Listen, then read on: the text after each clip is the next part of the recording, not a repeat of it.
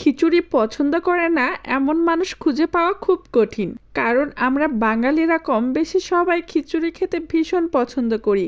আর সেটাও যদি হয় খুদের চালের খিচুড়ি, তাহলে তো আর কোনো কথা হবে না, কারণ খুদের চালের খিচুড়ি খেতে বেশি সুস্বাদু হয়। আসসালামু আলাইকুম এভরিওয়ান, কেমন আছেন আপনারা সবাই?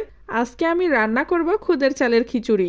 এতদিন আমি রান্না করেছি খুদের ভাত, কিন্তু খুদের চালের খিচুড়ি খেতে যে এত মজা, সেটা খুদের চালের খিচুড়ি না খেলে আমি বুঝতামই না।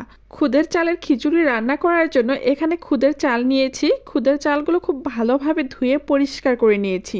এরপরে পরিমাণ মতো মসুর ডাল, সেটাও ধুয়ে পরিষ্কার করে নিয়েছি। এরপরে ফ্রাই প্যানে পরিমাণ মতো তেল দিয়ে তেলটা গরম করে নিব। তেলটা হালকা গরম হয়ে আসলে এখন আমি এ পর্যায়ে এর ভিতরে দিয়ে দিব পেঁয়াজ কুচি আর কাঁচামরিচ কুচি, দিয়ে হালকা ভালোভাবে ভেজে নিব। আমার মতন আপনারা যারা খিচুড়ি লাভার আছেন, তারা যদি এইভাবে একবার খুদের চালের খিচুড়ি বাসায় রান্না করে খান, তাহলে দেখবেন খেতে খুবই মজা। পেঁয়াজ আর মরিচ হালকা ভাজা হয়ে আসলে এখন আমি এ পর্যায়ে এর ভিতরে দিয়ে দিব 2টা তেজপাতা। আমি তেজপাতাগুলো ছিঁড়ে দিয়েছি। তেজপাতা দিয়ে হালকা নেড়েচেড়ে এর ভিতরে দিয়ে দিয়েছি 2টা সাদা ফল আর কয়েকটা দারচিনির টুকরো। গোটা মশলাগুলো দিয়ে আবারও হালকা নেড়েচেড়ে নিলাম। এখন আমি এ পর্যায়ে এর ভিতরে দিয়ে দিব 1.5 টেবিল চামচ লবণ, 1 চামচ হলুদের গুঁড়া, 1/2 চামচ জিরার গুঁড়া, 1/2 চামচ ধনে গুঁড়ো। এরপরে দিয়েছি 2 টেবিল চামচ আদা রসুন বাটা। সবগুলো মশলা আমার দেওয়া হয়ে গেছে। এখন সবগুলো মশলা ভালোভাবে কষিয়ে নিব। আর মশলাগুলো যেন ফ্রাই প্যানে লেগে না যায়, এই জন্য মশলাগুলো অনবরত নাড়াচাড়া করছি। সবগুলো মশলা কষানো হয়ে এসেছে। এখন আমি এর ভিতরে দিয়ে দিব আগে থেকে ধুয়ে রাখা মসুর ডাল। মসুর ডাল দিয়ে ভালোভাবে মশলাগুলোর সাথে নেড়েচেড়ে মিক্সড করে নিব। মসুর ডাল যখন ভালোভাবে মিক্সড হয়ে আসবে, এ পর্যায়ে এর ভিতরে দিয়ে দিব ধুয়ে রাখা খুদের চাল, দিয়ে ভালোভাবে মশলা আর ডালের সাথে নাড়াচাড়া করে ভালোভাবে মিক্সড করে নিব।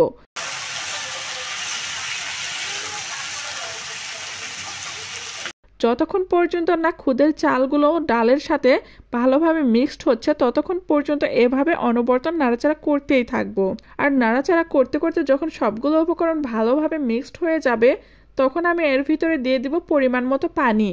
আর খুদের চালের খিচুড়িতে পানির পরিমাণ একটু কম দিতে হয়, না হলে খিচুড়িটা অনেক ল্যাকটা হয়ে যায়।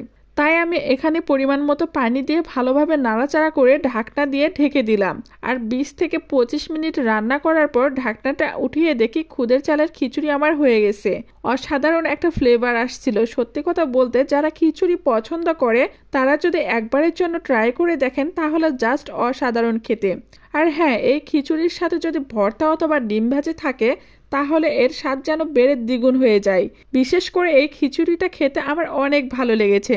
আপনারা চাইলে বাসায় একবার ট্রাই করতে পারেন। আজকে এখানেই বিদায় নিচ্ছে। আবারও দেখা হবে নতুন একটা ভিডিওতে নতুন কোনো রেসিপি নিয়ে।